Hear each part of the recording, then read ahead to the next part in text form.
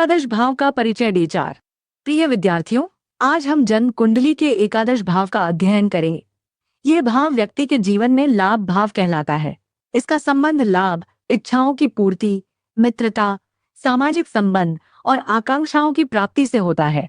एकादश भाव यह दर्शाता है कि व्यक्ति को जीवन में कितनी सफलता, धन, प्रतिष्ठा और सहयोग प्राप्त होगा। ये भाव हमारे लक्ष्यों की प्राप्ति और सामाजिक नेटवर्क को भी नियंत्रित करता है। जब इस भाव में शुभ ग्रह जैसे गुरु, बुध या शुक्र स्थित होते हैं, तो व्यक्ति को आर्थिक समृद्धि, मित्रों का सहयोग और समाज में सम्मान प्राप्त होता है। ऐसे जातक अपने प्रयासों से लाभ अर्जित करते हैं और जीवन में प्रगति करते हैं। वहीं यदि अशुभ ग्रह जैसे राहु या शनि इस भाव में हो, तो व्यक्ति को लाभ प्राप्त करने में विलंब, अस्थिरता या गलत संगति का सामना करना पड़ सकता है। एकादश भाव का महत्व इस बात में है कि यह व्यक्ति की इच्छाओं की पूर्ति और जीवन की उपलब्धियों को दर्शाता है। ये भाव बताता है कि व्यक्ति अपने कर्मों और संबंधों के माध्यम से कितना लाभ प्राप्त करेगा। इस भाव को समझना हमें ये सिखाता है कि सच्चा लाभ केवल धन में नहीं, बल्कि संतोष, सहयोग और सामाजिक सम्मान में निहित है। पाठ 4। एकादश भाव को किस नाम से जाना जाता है? जन्म कुंडली का एकादश भाव सामान्यतः लाभ भाव कहलाता है। यह भाव व्यक्ति के जीवन में लाभ, इच्छाओं की पूर्ति, मित्रता, सामाजिक संबंध और आकांक्षाओं की प्राप्ति का प्रतिनिधित्व करता है। एकादश भाव यह दर्शाता है कि जातक को अपने प्रयासों और कर्मों से कितना लाभ मिलेगा तथा उसकी इच्छाएं किस प्रकार पूरी होंगी। यह भाव व्यक्ति के मित्र मंडल और सामाजिक नेटवर्क से भी जुड़ा है। अच्छे मित्र, सहयोगी और समाज से मिलने वाला समर्थन इसी भाव से देखा जाता है। यदि इस भाव में शुभ ग्रह जैसे गुरु, शुक्र या बुध स्थित हो, तो व्यक्ति को आर्थिक समृद्धि, मित्रों का सहयोग और समाज में सम्मान प्राप्त होता है। उसकी आकांक्षाएं धीरे धीरे पूरी होती हैं और जीवन में प्रगति का मार्ग खुलता है। वहीं यदि अशुभ ग्रह जैसे राहु या शनि यहाँ हो, तो लाभ प्राप्त करने में विलंब, अस्थिरता या गलत संगति का सामना करना पड़ सकता है। निष्कर्षतः एकादश भाव को लाभ भाव कहा जाता है, क्योंकि ये व्यक्ति की इच्छाओं की पूर्ति, मित्रता और सामाजिक सहयोग का सूचक है। यह भाव हमें ये सिखाता है कि सच्चा लाभ केवल धन में नहीं, बल्कि संतोष, सहयोग और सामाजिक सम्मान में निहित है। पाठ 4। एकादश भाव किन किन जीवन क्षेत्रों को दर्शाता है? जन्म कुंडली का एकादश भाव व्यक्ति के जीवन में लाभ भाव कहलाता है।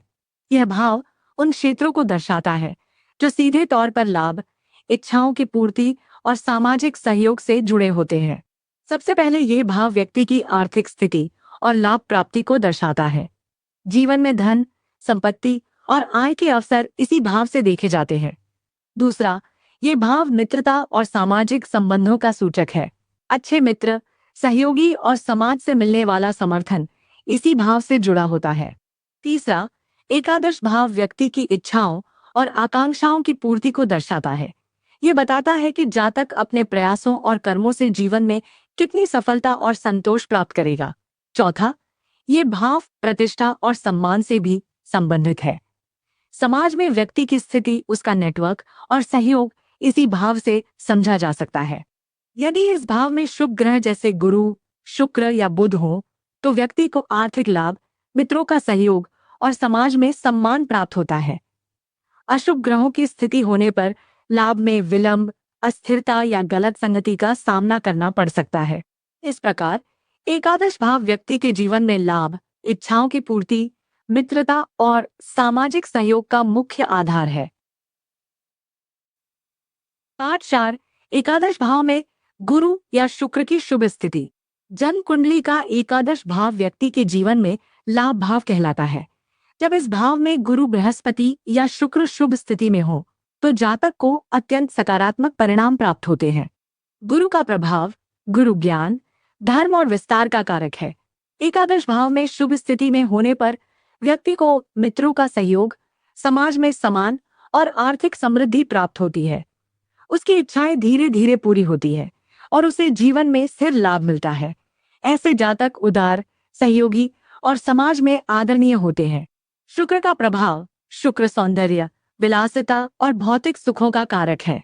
एकादश भाव में शुभ स्थिति में होने पर व्यक्ति को भौतिक लाभ, सुख सुविधाएं और मित्रों से सहयोग मिलता है। उसकी इच्छाएं सहज रूप से पूरी होती हैं और उसे जीवन में आनंद और संतोष प्राप्त होता है। संयुक्त प्रभाव, यदि गुरु और शुक्र दोनों ही शुभ स्थिति में हो तो जातक को आर्थिक लाभ, मित्रता, सामाजिक सहयोग और जीवन में संतुलित सुख प्राप्त होता है। इस प्रकार एकादश भाव में गुरु या शुक्र की शुभ स्थिति व्यक्ति को लाभ, इच्छाओं की पूर्ति और सामाजिक सम्मान का वरदान देती है। 5.4 एकादश भाव में अशुभ ग्रहों की स्थिति और चुनौतियां। जन्म कुंडली का एकादश भाव व्यक्ति के जीवन में लाभ भाव कहलाता है। ये भाव इच्छाओं की पूर्ति, मित्रता, सामाजिक सहयोग और आर्थिक लाभ से जुड़ा है। लेकिन जब इस भाव में अशुभ ग्रह जैसे शनि, राहु या केतु स्थित होते हैं तो जीवन में कई प्रकार की चुनौतियां उत्पन्न हो सकती हैं। शनि का प्रभाव, शनि एकादश भाव में होने पर व्यक्ति को लाभ प्राप्त करने में विलंब होता है। मित्रता और सामाजिक संबंधों में दूरी या अस्थिरता आ सकती है। आर्थिक लाभ धीरे धीरे मिलता है और कभी कभी निराशा का अनुभव होता है। राहु का प्रभाव, राहु यहाँ होने पर व्यक्ति गलत संगति में पड़ सकता है। लाभ प्राप्त करने की इच्छा अत्यधिक बढ़ जाती है, जिससे असंतोष और अस्थिरता बनी रहती है। व्यक्ति को धोखा या अप्रत्याशित हानि का सामना करना पड़ सकता है। केतु का प्रभाव, केतु एकादश भाव में होने पर व्यक्ति को लाभ और मित्रता से विरक्ति हो सकती है। इच्छाओं की पूर्ति अधूरी रह जाती है और सामाजिक सहयोग की कमी महसूस होती है। निष्कर्ष, अशुभ ग्रहों की स्थिति एकादश भाव में व्यक्ति को आर्थिक अस्थिरता, गलत संगति, विलंब और इच्छाओं की अपूर्णता जैसी चुनौतियां देती है। यह भाव हमें सिखाता है कि सच्चा लाभ केवल धन से नहीं, बल्कि सही संगति, संतोष और सामाजिक सहयोग से प्राप्त होता है। पाठ 4 एकादश भाव का संबंध इच्छाओं की पूर्ति और मित्रता से कैसे जुड़ा है। जन्म कुंडली का एकादश भाव व्यक्ति के जीवन में लाभ भाव कहलाता है। ये भाव सीधे तौर पर इच्छाओं की पूर्ति और मित्रता से जुड़ा हुआ है। हर व्यक्ति के जीवन में कुछ आकांक्षाएं और इच्छाएं होती हैं। धन, प्रतिष्ठा, सामाजिक सम्मान या व्यक्तिगत उपलब्धियां। एकादश भाव यह दर्शाता है कि जातक अपने कर्मों और प्रयासों से इन इच्छाओं को किस प्रकार पूरा करेगा। इस भाव का संबंध केवल भौतिक लाभ से नहीं है, बल्कि ये व्यक्ति के सामाजिक नेटवर्क और मित्र मंडली को भी दर्शाता है। अच्छे मित्र और सहयोगी जीवन में सफलता और संतोष प्राप्त करने में महत्वपूर्ण भूमिका निभाते हैं। यदि इस भाव में शुभ ग्रह जैसे गुरु, शुक्र या बुध हो तो व्यक्ति को मित्रों का सहयोग, समाज में सम्मान और इच्छाओं की सहज पूर्ति प्राप्त होती है। ऐसे जातक अपने संबंधों के माध्यम से लाभ अर्जित करते हैं और जीवन में प्रगति करते हैं। वहीं यदि अशुभ ग्रह जैसे राहु या शनि यहाँ हो तो व्यक्ति को गलत संगति, लाभ में विलंब या इच्छाओं की अपूर्णता का सामना करना पड़ सकता है। निष्कर्षतः एकादश भाव हमें यह सिखाता है कि इच्छाओं की पूर्ति और मित्रता जीवन में सच्चे लाभ का आधार है। यह भाव बताता है कि सही संगति और सहयोग से ही व्यक्ति अपनी आकांक्षाओं को पूरा कर सकता है।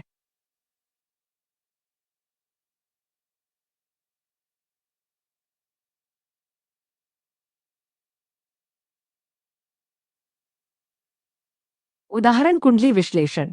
लग्न सिंह, एकादश भाव मिथुन राशि, ग्रह स्थिति गुरु एकादश भाव में शुभ, राहु पंचम भाव में अशुभ प्रभाव। विश्लेषण, गुरु की शुभ स्थिति से जातक को मित्रों का सहयोग, आर्थिक लाभ और समाज में प्रतिष्ठा प्राप्त होती है। उसकी इच्छाएं धीरे धीरे पूरी होती हैं और उसे जीवन में प्रगति का अवसर मिलता है। परंतु राहु पंचम भाव में होने से कभी कभी गलत संगति या अस्थिरता का सामना करना पड़ सकता है। सीख, एकादश भाव में शुभ ग्रह व्यक्ति को लाभ, इच्छाओं की पूर्ति और सामाजिक सहयोग प्रदान करते हैं। अशुभ ग्रह विलंब, अस्थिरता और गलत दिशा में आकर्षण ला सकते हैं।